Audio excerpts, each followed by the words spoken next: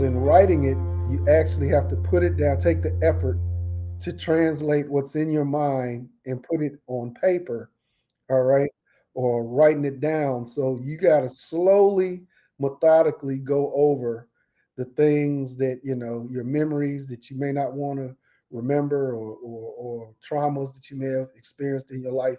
It takes a lot of courage, it takes a lot of fortitude as well, and determination and dedication to be able to do that. So I have to commend him for that.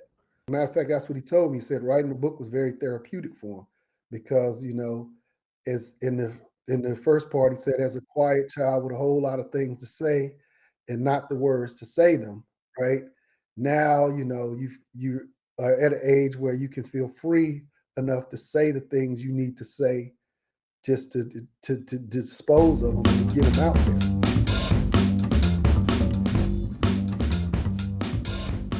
That's a competition when you think about a race. I mean, you say the word race, it's a competition, right?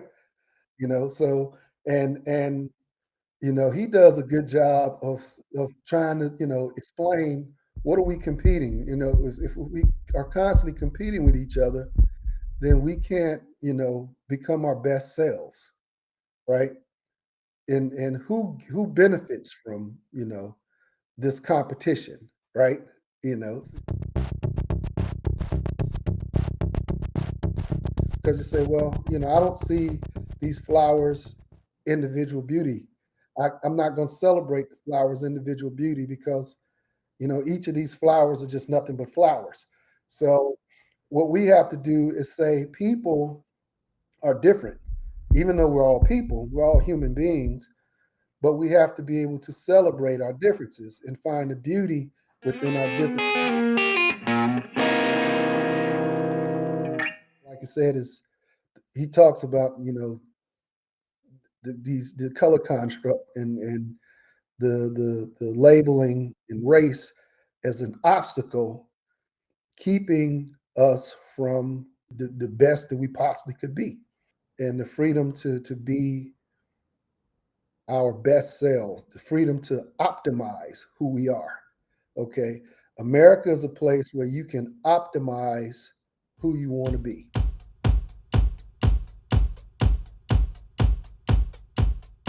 And when we go into the civil rights era, right, and pre-civil rights era, in the age of just outright Jim Crow segregation, there is some bitterness and resentment this there. I mean, it's you can see that, right?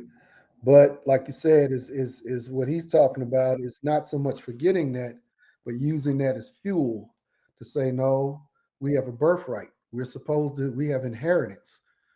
This is what we're supposed to have. All right. We are original Americans. Okay. Some people will call us foundational Americans. Okay.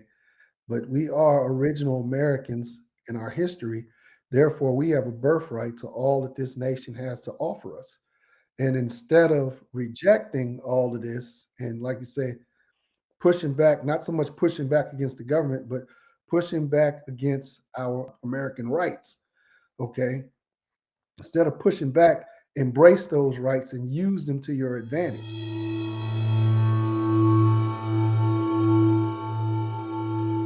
When it says we the people, we're talking about us citizens, okay? So the first rights that were given in the Constitution were rights to citizens.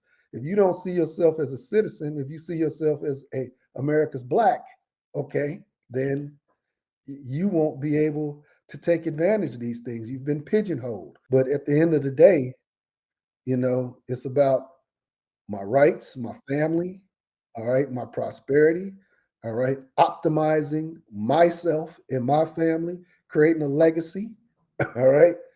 I can't do these things if I'm stuck saying, oh, woe is me.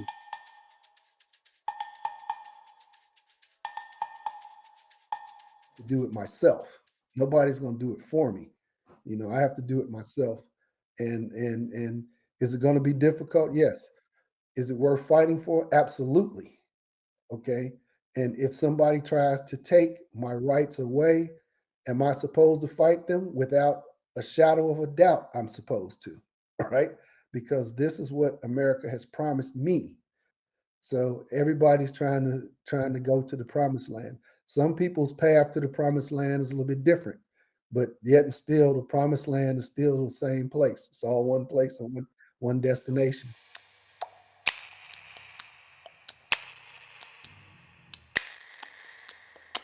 I want to talk about our ancestors did not suffer for us to endure the same suffering that they suffered, right?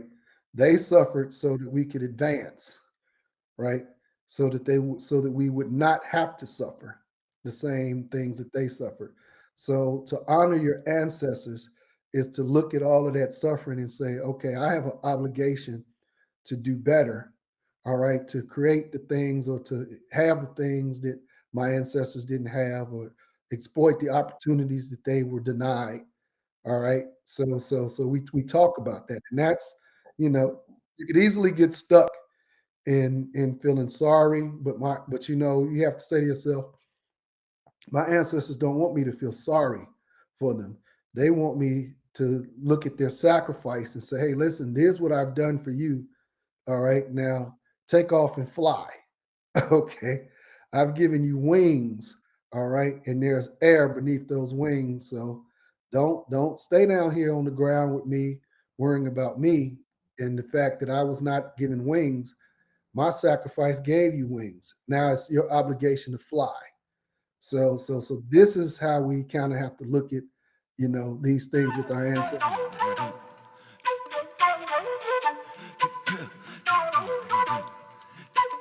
Talk military. And one of the things, like I said, we talk about building an army. All armies are made up of soldiers. All right. Each soldier has an individual responsibility to himself to be prepared. Okay. To be prepared to help the collective.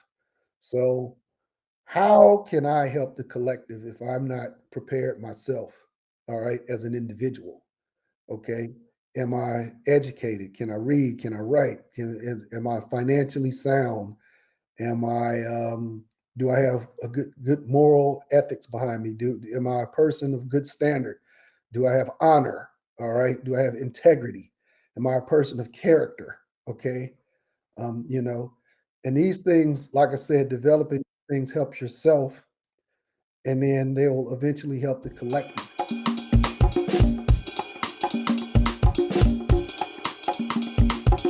I recommend it to schools to do a deep dive into um, introspection and how to deal with personal trauma and how to overcome trauma. All right, I think it can be a good case study for that as well for people who are interested in, well, how do I get beyond some of the hurt and the pain that I've experienced in my life, right? So it'd be a good case study for anybody who's looking for that. Anybody who is trying to understand, quote unquote, what it is to be black, quote unquote, in America, in our community that's lacking is a rites of passage.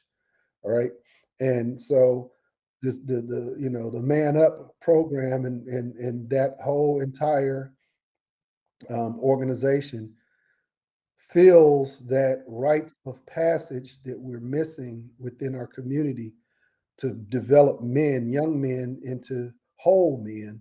All right, as they become older, and he explains that in his book. So